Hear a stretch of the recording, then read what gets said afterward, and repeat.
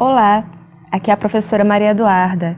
Estamos aqui para mais um encontro do nosso curso e aqui a gente vai discutir mais particularmente a escrita, com foco no desenvolvimento de projetos pedagógicos, ou seja, como a gente pode trabalhar a competência de produção textual escrita dos nossos alunos a partir de projetos que excedam o modo tradicional de se trabalhar a língua portuguesa no seu registro de escrita.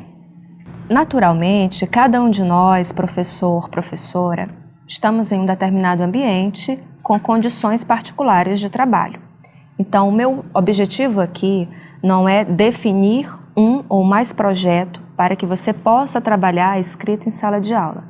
O nosso objetivo aqui vai ser levantar algumas questões, algumas problematizações que podem inspirar você, motivar você a pensar em projetos possíveis de acordo com as suas condições de trabalho e de acordo com as demandas, as dificuldades enfrentadas pelos seus alunos nas suas turmas, nas disciplinas que você ministra, certo?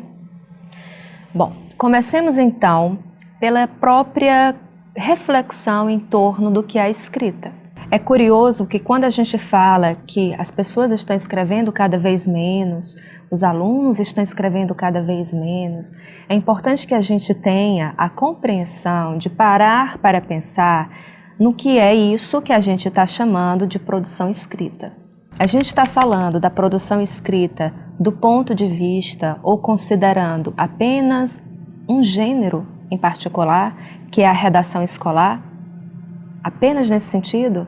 Será que nós também não deveríamos ampliar e pensar as habilidades de escrita desses alunos em outras esferas, em outras atividades? Eles estão escrevendo pouco, mas pouco onde?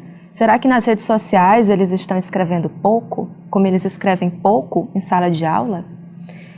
Por que eu estou colocando isso? Porque é importante a gente entender que a escrita, assim como a oralidade e a leitura, são competências sociocognitivas. Elas vão para além do domínio linguístico. Isso é fundamental. A partir do momento que a gente compreende essas competências ou capacidades de escrever, de ler e interpretar e de produzir, é que a gente, a partir dessa compreensão desses fenômenos como fenômenos sociocognitivos, ou seja, envolve um processo de cognição particular do indivíduo dentro de um ambiente social, de um contexto social específico. Somente a partir dessa compreensão é que a gente pode ampliar o trabalho com a produção escrita no contexto escolar para pensarmos em projetos pedagógicos mais eficientes, mais bem direcionados para solucionar os problemas enfrentados pelos alunos em relação à escrita. Quando a gente identifica, por exemplo, erros gramaticais, será que esses erros gramaticais dizem respeito exclusivamente à competência linguística do aluno?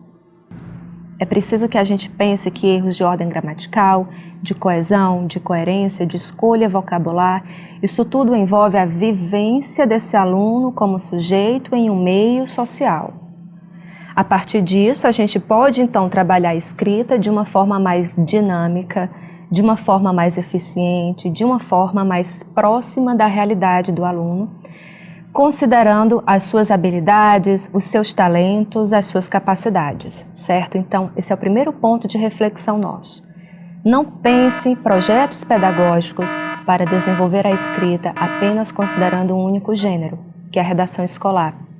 Isso é muito redutor, isso restringe muito, isso deixa de fora uma série de habilidades que esse aluno tem e que a gente está recortando, está deixando de lado por focar apenas um gênero. Tá bom?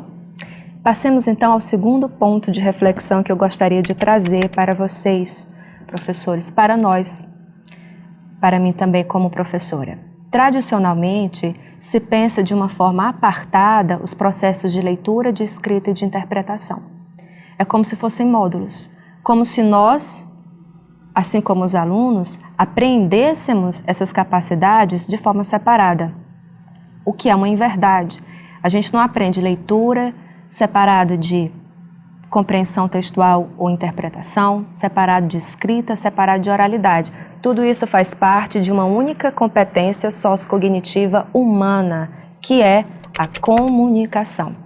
E comunicação não é aprender a usar palavras para determinados fins.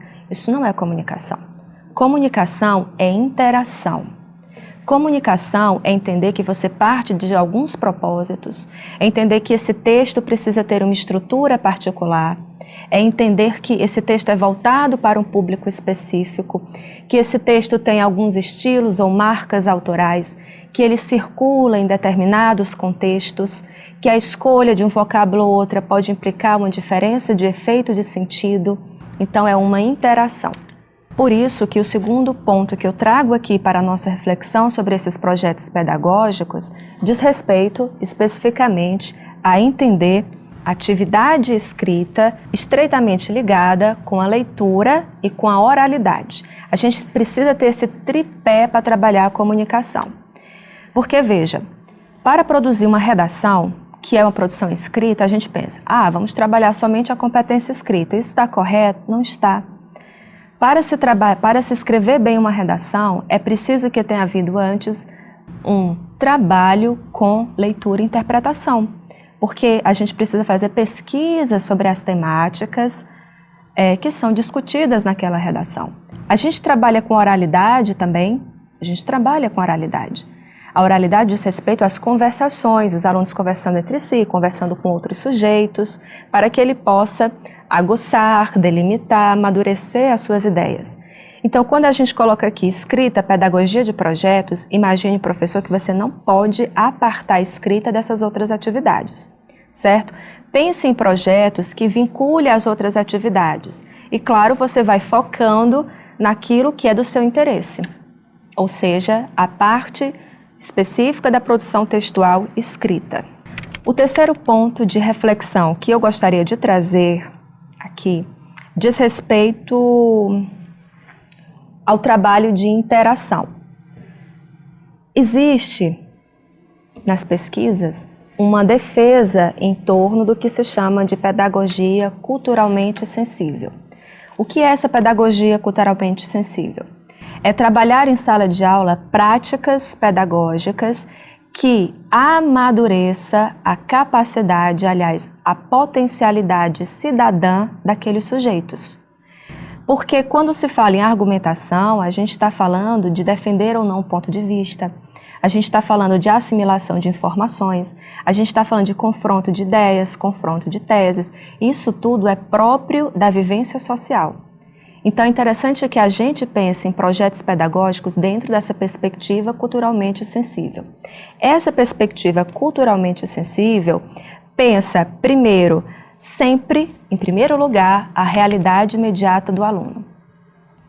Não adianta promover projetos pedagógicos cujas atividades são muito distantes da realidade do aluno. As pesquisas têm mostrado que o nível de apreensão de conhecimento sobre uma determinada temática é maior quando há interesse, quando aquilo é útil para a sua vida, para a realidade. Então, pense em projetos de acordo com as demandas desses alunos, da sua comunidade, do seu ambiente escolar, certo? Aproxime, portanto, da realidade. Não pense em projetos que não têm uma finalidade específica como atividade. Isso é uma coisa bastante importante para a gente pensar. Pense em projetos cujas atividades sejam pragmáticas, certo? Ou seja, atividades que de fato vão produzir efeitos sobre alguma coisa. A gente vai ver alguns exemplos aqui. O segundo ponto dessa pedagogia culturalmente sensível diz respeito à valorização das habilidades dos alunos. Um aluno pode, por exemplo, ser tímido ou não gostar de trabalhar com seminários, com apresentação oral, mas ele pode ter um poder de coordenação de pessoal enorme. E isso envolve trabalho de escrita. É isso que eu queria deixar claro aqui no nosso encontro. Não se pode trabalhar escrita sozinho. O que a gente vai trabalhar? A gente vai trabalhar interação. A gente vai trabalhar comunicação real em sala de aula e dentro disso a gente vai avaliar especificamente aquelas atividades voltadas para a escrita. Um terceiro elemento desse projeto que a gente vai pensar, ou desses projetos, diz respeito ao protagonismo do aluno. Protagonismo, colocar o aluno na posição de protagonista, não é obrigá-lo a falar sozinho sobre um assunto, não é obrigá-lo a colocar frente aos holofotes. Isso não é protagonismo. O que é protagonismo? Na vida social e também no contexto intelectual. Protagonismo diz respeito ao sujeito se sentir na posição de se tomar decisões. Então, a gente vai trabalhar esses 3 elementos nas nossas propostas pedagógicas, certo? Projetos voltados ou estreitados com a realidade dos alunos, projetos que se voltem ou se sensibilizem para as outras habilidades comunicativas dos alunos, não apenas para aquela explícita, no caso, a produção escrita com o gênero redação escolar, e trabalhar o seu protagonismo. Eu trouxe aqui, particularmente, 3 atividades, 3 projetos pedagógicos que a gente pode tomar como motivação, inspiração e ilustração de tudo isso que a gente está discutindo neste nosso encontro. A primeira proposta que eu coloquei aqui diz respeito à campanha, à realização de campanhas de apoio, por exemplo, a abrigos de animais. O que eu gostaria que vocês, professores, observassem? Imagine que você vai criar esse desafio com a turma vai criar uma campanha de apoio a um abrigo de animais abandonados. Onde é que está escrita aí? Imagine que essa turma vai se organizar a partir de grupos. Essa turma vai distribuir tarefas. Essa turma vai criar peças de divulgação nas redes sociais, que articulam um determinado tipo de linguagem diferente das peças de divulgação que ela pode utilizar na reunião de pais e responsáveis. Esses alunos vão conversar, por exemplo, em grupos de aplicativos para que cada um se comunique quem tomou a decisão sobre o quê, como é que é melhor aquela peça, qual é a data que a gente faz a campanha, como é que a gente vai pedir essa arrecadação, a gente vai a campo, a gente não vai. Essa pedagogia culturalmente sensível, a partir desse projeto, observem, trabalha tudo que diz respeito a um processo de interação. A compreensão, a percepção desses alunos, o domínio da língua para determinados propósitos, os diferentes gêneros, os letramentos, os textos, os hipertextos, né, as semioses vinculadas às tecnologias das redes sociais. E o que é que você, professor, pode trabalhar com isso? Mas é muita coisa, onde é que eu vou trabalhar a escrita? A escrita está disseminada nas pequenas atividades de interação que essa turma tem de desenvolver para realizar a campanha. Então, o professor pode elencar 2, 3 atividades de escrita, os alunos de fato vão fazer essa campanha, que é real, que tem um propósito social, que engaja esses alunos, que os coloca na posição de protagonista, porque eles estão tomando decisões a respeito de algo que é relevante para a comunidade ou para a vida social. O professor vai elencando ali que partes específicas de todo esse processo interativo ele vai considerar para avaliação, com respeito ao seu propósito, que no caso é a produção escrita.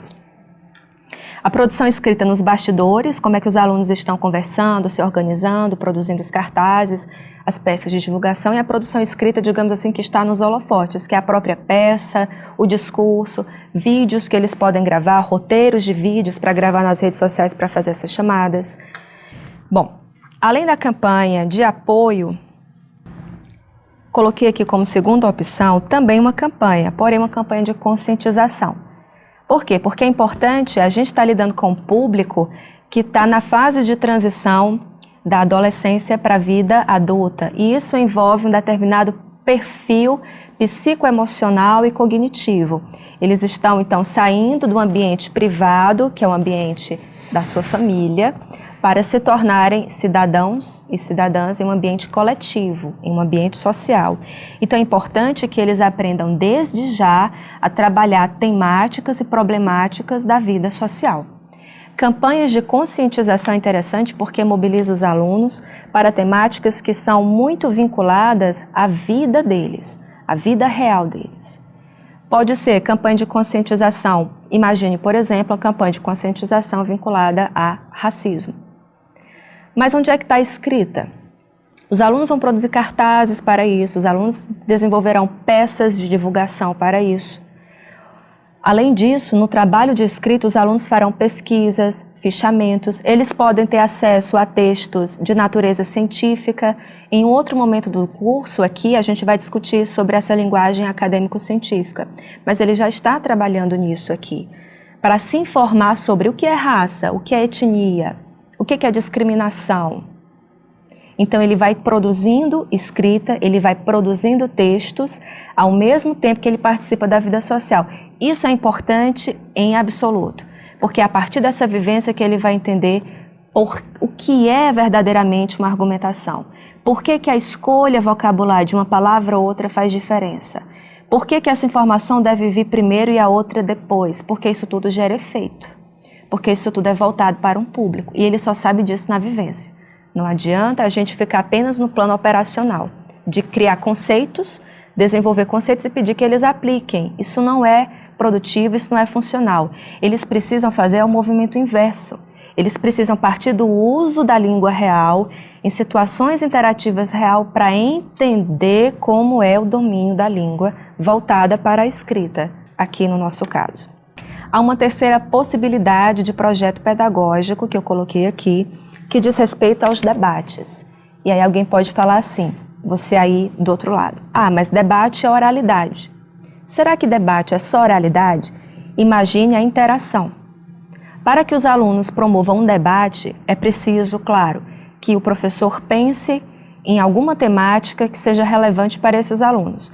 Uma tomada de decisão, e aí a gente coloca o aluno na posição de protagonista, uma tomada de decisão sobre alguma coisa que vai acontecer na escola. Por exemplo, será acrescentado um anexo ou outro na escola.